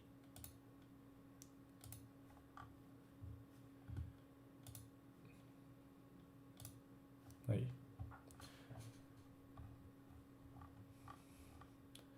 Vamos lá, vamos passar rapidamente aqui pelo Business e Risk Factors. Aí, ó, Business. Tarará, somos uma comunidade baseada em conexão, tarará, e começa a falar um monte de coisa. Até falando nisso da empresa, 2007, eu falei 2008, quando 2 pessoas receberam 3 hóspedes em São Francisco, desde então cresceu para 4 milhões de hosts, cara, é muita gente, que já receberam 1,4 bilhões de inquilinos em 100 mil cidades, em praticamente todas as regiões do mundo. Inclusive, uma coisa interessante, o Airbnb é a empresa de turismo, né, de hospedagem com a maior quantidade de imóveis do mundo sem ser dona de nenhum imóvel. O Airbnb não é dono de nenhum imóvel, são as pessoas que alugam as próprias casas. E são milhões de casas no mundo inteiro para você poder alugar aqui. Modelo resiliente, Tá falando da pandemia, conseguiu sobreviver. É muito por conta também, o Airbnb sobreviveu por conta do seu modelo Asset Light, né? Não tinha tanto custo para a empresa se manter em pé, parecido com o Booking.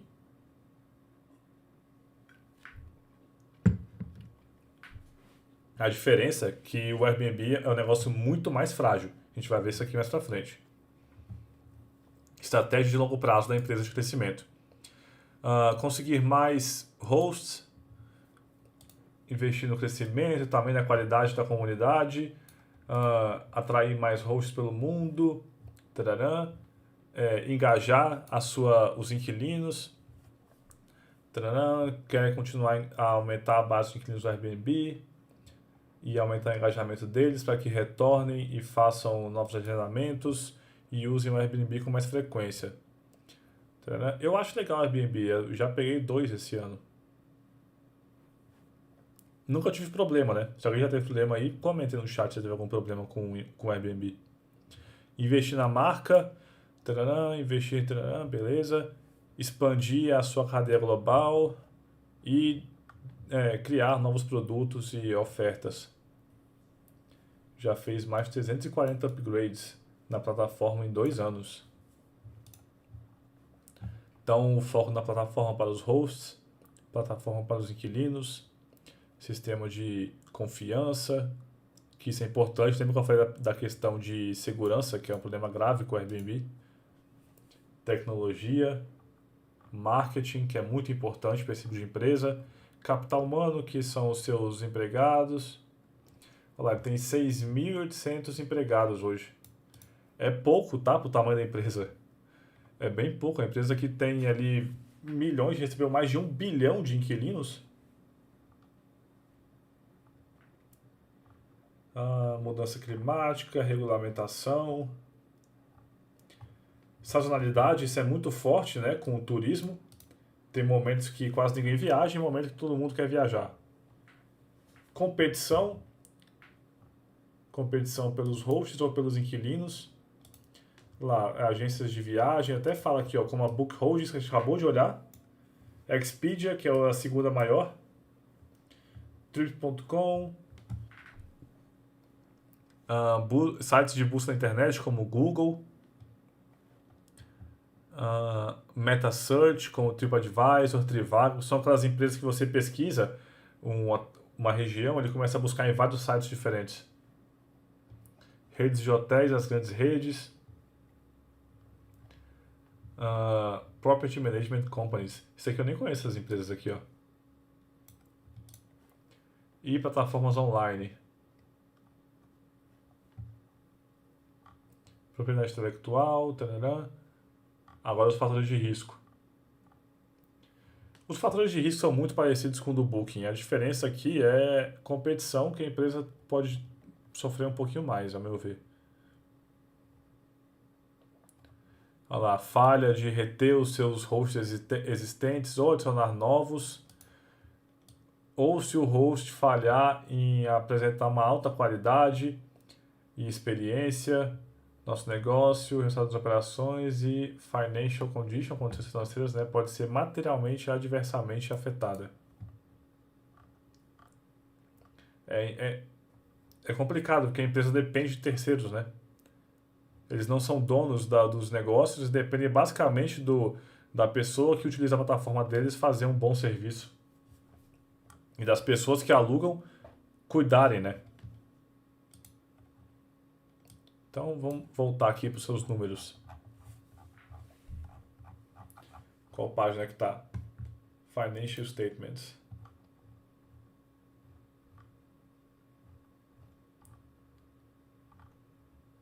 Aí, ó. Agora aqui o seu balanço patrimonial. Vamos lá, ó. Tem 6 bilhões em caixa, já é metade do que tem a Booking. Mas tem 2,2 bi e esse Marketable Securities são investimentos de curto prazo, que está aqui no ativo circulante. Pode considerar como caixa. Vai dar 8 bi de caixa. Mas também é uma empresa com baixíssimos ativos, né? Tem 13 bilhões de ativos no total. Inclusive aqui tem quase... Quanto que tem aqui, ó? De propriedade de equipamentos, 157 milhões. Quase nada. A empresa assim, tem um custo ridículo para operar.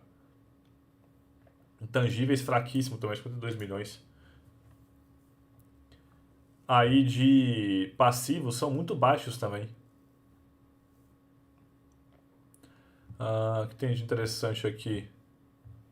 Funds payable para os consumidores, então que eles têm que pagar ainda, né, para as pessoas. O Airbnb é o seguinte, como que, que eles recebem? Eles recebem 15% de todo o valor que você paga no site. 15% fica para eles.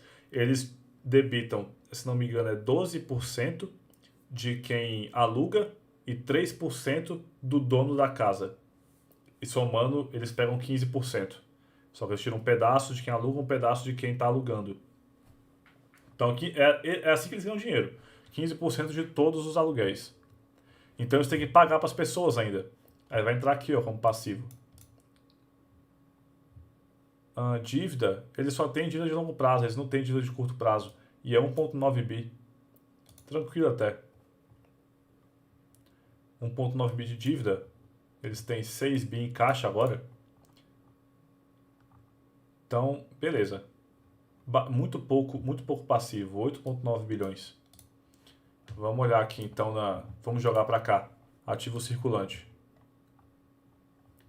Quanto que eles têm de ativo circulante? 12,386. 12,386. Ativo total. Total assets 13,708. Passivo circulante. Tarará, tá aqui, ó. Current liabilities 6,359. Opa, 359. Passivo total 8,933. Caixa, vamos somar os dois, vai dar, vamos arredondar, vai dar 8,300. Empréstimos e financiamentos, a gente pode arredondar assim, só para ter uma ideia, não precisa ser o valor perfeito. Eles têm só dívida de longo prazo, não tem de curto prazo. 1,983. Patrimônio líquido, que tá aqui, ó, Stockholders Equity, tá aqui, ó, 4,775.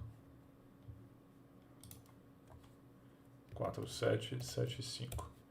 Agora vamos para a DRE pegar o EBITDA.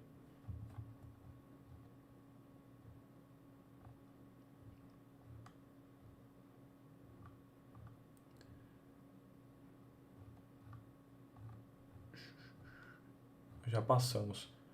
Eu sempre passo pelo EBITDA, pela DRE e pulo. Cadê? Tá aqui, ó. Vamos pegar então o EBIT. Aqui só pega o EBIT, cadê? Total cost, income from operations. É isso aqui no caso. Ele já tem um prejuízo aqui no caso. A DRE vai ser bem bagunçada aqui. Esse tipo de empresa é melhor olhar sempre pelo fluxo de caixa. Vai dar negativo, mas é o que temos. 3.590 negativo, só que a gente tem que somar a depreciação e amortização ainda. 3.590 negativo. Vamos pegar a depreciação e amortização lá no fluxo de caixa.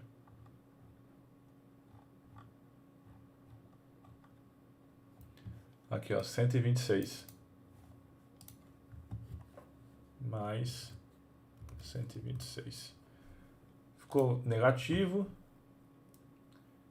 E despesas com juros.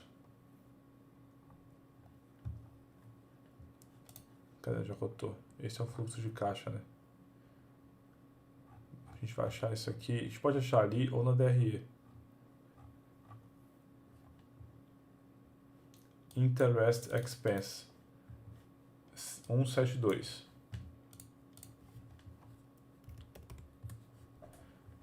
Tá, vamos lá. Aqui, esses dois indicadores, a gente vai poder esquecer eles. Por quê? Porque o EBITDA é negativo. Vai distorcer. Ele ficou positivo porque ele está pegando dois valores negativos, né? Porque a empresa tem dívida líquida negativa. Tem mais caixa que dívida. Então, vai dar número negativo com negativo deu um positivo. Só que assim, o EBITDA na verdade é negativo. Ou seja, isso aqui na verdade era para ser um número horrível. Porque ela não tem lucro operacional. Então, que lucro operacional vai poder sobrepor uma dívida, né? Não tem, é negativo, dando prejuízo. Então, esses dois indicadores aqui, quando esse valor é negativo, você pode ignorar eles. Infelizmente, assim, ignora na verdade, mas saiba que é ruim, porque na verdade o EBITDA é negativo. Vamos pegar os outros aqui. Mais uma vez, esse indicador vai ser um pouco distorcido, porque o patrimônio líquido desse tipo de empresa de tecnologia é sempre muito distorcido. Aqui no caso ficou até verde, ok, mas não tem muito que a gente utilizar aqui. Acabou que o endividamento a gente não tem muito o que olhar pelos indicadores. Liquidez corrente está muito boa, beleza, 1,95. Por indicador a gente fica um pouquinho vazio de informação, mas olhando frio, não só os números, mas olhando toda a estrutura da empresa, aqui no balanço patrimonial, na verdade está, de certa forma, ok. Tá? Porque ela tem bastante caixa e pouca dívida, pouco passivo e pouca necessidade de ativos para poder rodar. Então, de certa forma, olhando assim de uma forma mais analítica, a gente pode ver que está até ok, mas nada muito bom porque, infelizmente, a empresa não dá lucro, ela dá prejuízo. O EBITDA é negativo.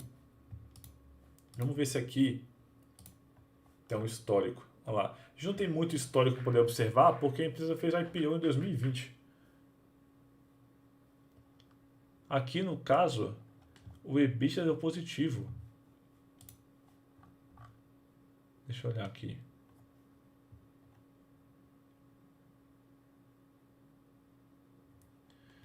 Não é positivo, não é negativo. Mas beleza. Olha o lucro líquido. 4 bi negativo.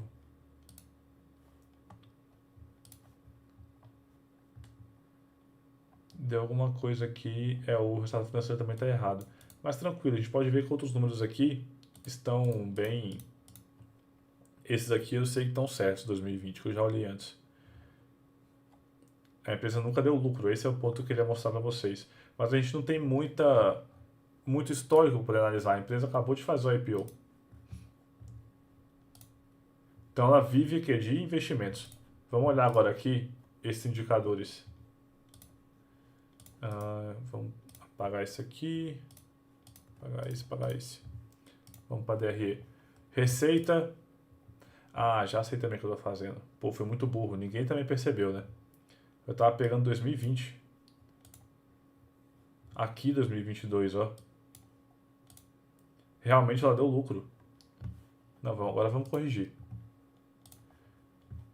A DRE tá errado, mas o balanço patrimonial a gente olhou certo. Né? Ou não? Tá aqui 2022 também não. Tá, então vamos arrumar tudo. Vamos lá, rapidão. Ativo circulante. Você tem que ficar de olho também. É 14.861. 14.861. Ativo total 16.038. Tá bem melhor. 16.038. Pelo menos pegamos já os valores no passado. A gente pode até comparar agora. Passivo circulante. Tá aqui, ó. 7.978. Passivo total 10.478. Caixa. Vamos somar os dois, dá 9.500.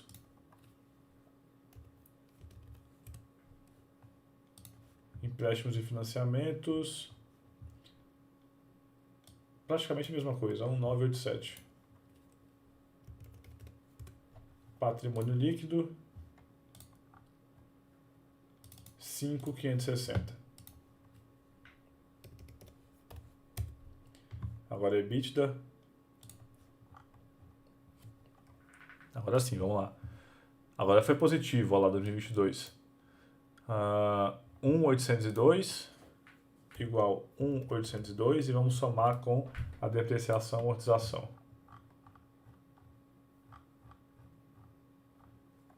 Tá aqui 81.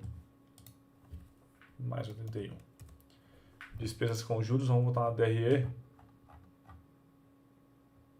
Aqui, não, aqui ó. Interest expenses, 24. Praticamente nada. Show. Agora sim. Agora ficou bom o endividamento da empresa. Liquidez corrente bem acima de 1 ainda, liquidez geral também bem acima de 1. Aqui, apesar do patrimônio líquido estar bem distorcido, né, como é para a empresa de tecnologia, ainda assim ficou muito bom. Dívida líquida negativa, tem bem mais caixa do que dívida, bem mais. Então, é um valor menos 4 é super controlado. E cobertura de juros também está bem alta. Acima de 5 já começa a ficar verde, está em 78. Ela gastou quase nada com juros. Então, tem pouca dívida. É pouca dívida e a dívida relativamente barata, aparentemente. Vamos ver isso mais para frente. Agora vamos ver margens. Receita 8.399. 8.399. Lucro bruto, no caso não vai ser uma fórmula. Na verdade é assim, aqui também é a mesma coisa. Não tem lucro bruto, na verdade aí não tem despesa. Não tem aquele CPV, né? O lucro bruto é o mesmo que a receita. Já vai direto para a despesa operacional. O EBIT, que é 1.802. 1.802. E o lucro líquido de 1.893.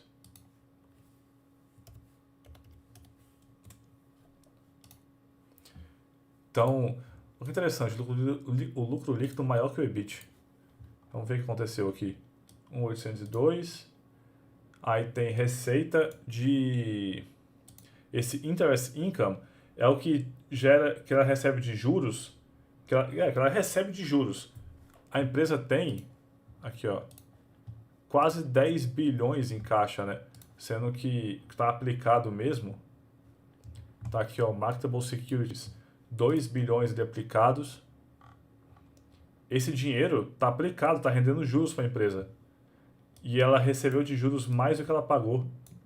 Ainda teve mais um aqui na linha de outros, que fez o resultado financeiro da empresa ficar positivo, em quase 2 bilhões. Quer dizer, o resultado financeiro não. O lucro depois, né, do resultado financeiro. Aí, provisão, tararã, ou benefício de taxas, também ficou positivo. Então, ela teve... Foi muito por conta disso aqui, ó. Dessa linha aqui. De receita de juros. Ela teve um lucro líquido maior do que o lucro operacional. Não é tão comum de ver. Mas assim, margem muito boa, né? Aparentemente foi muito bom o resultado do Airbnb de 2022. Muito melhor do que nos outros anos, né? Até porque dava prejuízo antes. Vamos ver agora a rentabilidade. O que eu estou puxando direto? O que é cálculo aqui? Opa, caramba, isso aqui tá direto. Direto. Então, resultado financeiro, vamos olhar isso aqui agora. 186 menos 24 vai dar 162. 162 positivo. Impostos. Cadê? No caso aqui ficou... cadê? Ficou positivo. Benefício. Vamos botar 0 então. Não vou botar positivo não. Porque ele pega ali somente o somatório. Teve mais benefício do que gasto, né? Com imposto. Então aqui o ROI fica muito distorcido, ficou muito alto, mas é porque o patrimônio líquido é muito baixo. E ele é baixo por conta da baixa necessidade de ativos. Desses 16 aqui bilhões de ativo, 10 bilhões é só que ela tem em caixa. Então é baixíssima a necessidade de ativos. O ROA também, por ter poucos ativos, acaba distorcendo um pouquinho. O ROI, que é o mais completo, 23% é um valor bem alto, de certa forma, geral. Isso aqui não é um valor que a gente fica olhando sempre de forma crua, assim, 23% é bom ou é ruim. Dá para olhar de forma crua, 23% é bom, acima de 15% já começa a considerar um valor bom, Só que o mais importante é ver a evolução desse número comparando a empresa com ela mesma e também com concorrentes.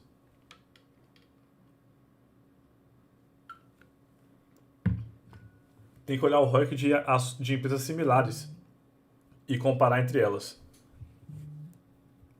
Então, 23,9 é um valor bom de certa forma, mas a gente tem que olhar mais a frio isso aqui, mais a fundo para ver realmente quanto é. Agora vamos para cá. Olha o custo da dívida, 1,2%, muito baixo. Vamos lá no investing.com de novo, pegar o beta da empresa. Airbnb.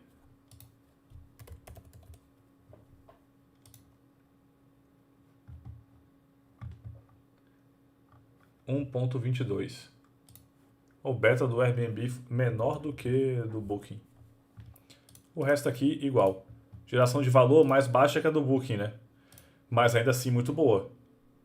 O WACC deles é mais baixo. O do Booking era 5,5%, se não me engano. O aqui do Airbnb 4,1%. O ROIC também acho que é um pouquinho mais baixo. Geração de valor do Booking era contra os 26%, aqui é 19%. Mas muito bom também. Agora crescimento. Vamos achar um FCO. Vamos lá. Quanto que a gente teve de FCO aqui? Fluxo de caixa operacional.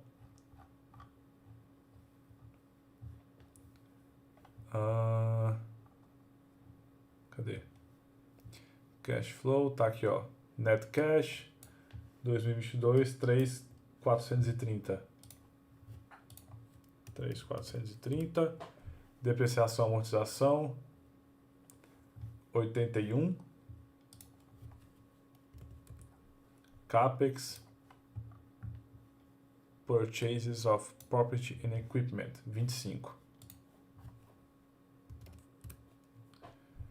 E dividendos, eu acho que não tem, né? Eu chuto que não tem dividendo aqui.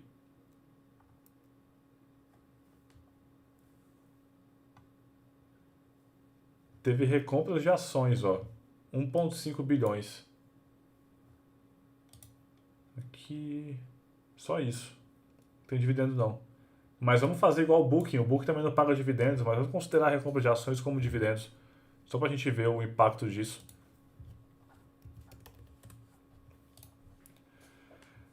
Então vamos lá.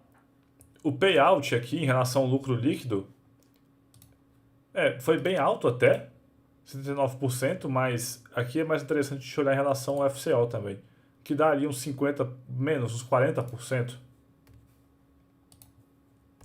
Opa, dividido. 43%. Então, no caso não é dividendo, é recompra de ações, mas ainda assim é um valor, é um dinheiro que te saiu do caixa para poder gerar valor para acionista de alguma forma. Então, 43% é um valor meio termo, assim, né? Eles poderiam pagar 3,4 bilhões aqui, de forma segura, de recompra de ações ou dividendos, mas pagaram mais ou menos da metade disso. Então, estão retendo bastante dinheiro em caixa. E aqui esse valor vai ficar muito distorcido porque o CAPEX da empresa é baixíssimo, é ridículo mesmo. Porque eles não têm basicamente nada para investir em imobilizado intangível. Então esse valor aqui acaba sendo muito distorcido nesse caso. Mas aqui, assim, era meio óbvio também, né? Que essa parte de crescimento, a empresa é uma empresa que foca muito em crescimento. Então é um negócio muito menos maduro do que o Booking, por exemplo. Então, de forma geral, ó, a estrutura de capital está muito boa, está bem melhor do que eu imaginava, apesar de ser uma empresa que é bem de tecnologia, bem nova, né? Suas margens também estão ok, mas isso aqui é assim, foi só o último ano, tá? 2022. A gente já viu que 2021, 2020, apesar de serem anos também que foi muito ruim para o mercado de turismo como um todo, então com certeza impactou muito negativamente a empresa, e a gente não tem antes disso, a gente não tem período pré-pandemia do Airbnb para a gente analisar, porque a empresa fez o IPO 2020. Ela até divulga números anteriores, mas o melhor a gente vê depois do seu IPO. A gente só tem basicamente um ano bom, né? Então, assim, é um sinal verde para pelo menos a gente ficar alerta na empresa. Assim, pô, um negócio interessante, está começando a entregar resultado. Principalmente o FCO positivo. Quer ver, ó? Vamos olhar como é que foi o FCO anteriormente. O fluxo de caixa operacional ficou positivo em 2021. Tudo bem, 2020 foi um ano terrível para o setor. Mas cresceu bastante, a 3,4 bi contra 2,3. Um crescimento bem forte, uns 50% de alta aqui de um ano para o outro. Então, um negócio que eu achei melhor do que eu imaginava. Eu não tinha olhado isso aqui antes, tá? Estou olhando a primeira vez com vocês também. Rentabilidade da empresa é boa também, gerando valor. Mas assim, foi somente um ano. A gente tem que acompanhar e ver se os outros anos vai continuar assim ou se foi um sopro somente. Qual nota? Eu vou dar um 4. Bom número. Apresentou. Melhor do que eu imaginava. Discussões. Vamos botar um tópicozinho aqui. Resultado de 2022. Estrutura de capital bem conservadora.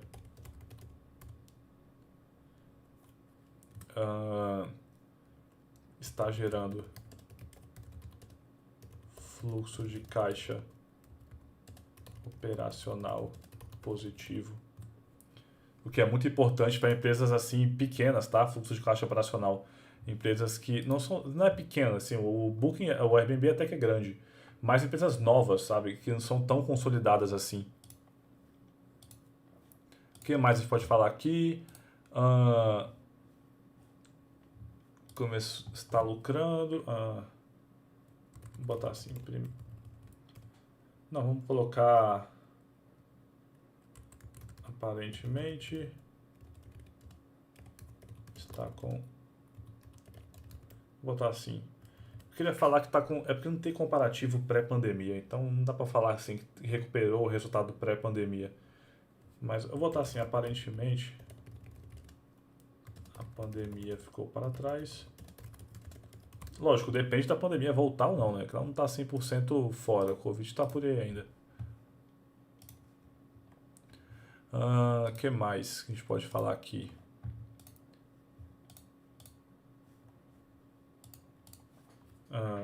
Ano com... Vou botar assim. Primeiro ano com ótimos números. Vale ficar de olho nos próximos. Pronto. Publiquei. Depois vocês comentem lá. Ó, vai lá e deixa um likezinho. Dá pra entrar aqui e deixar um likezinho.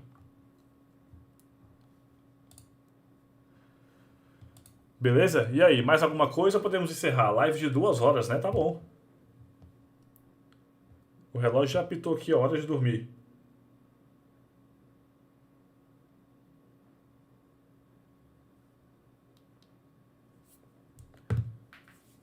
Podemos encerrar então? Legal, assim. Eu gostei das empresas que a gente olhou hoje. São bem diferentes, né? Apesar de serem concorrentes. O Booking, ótimos números. Bem consolidada mesmo.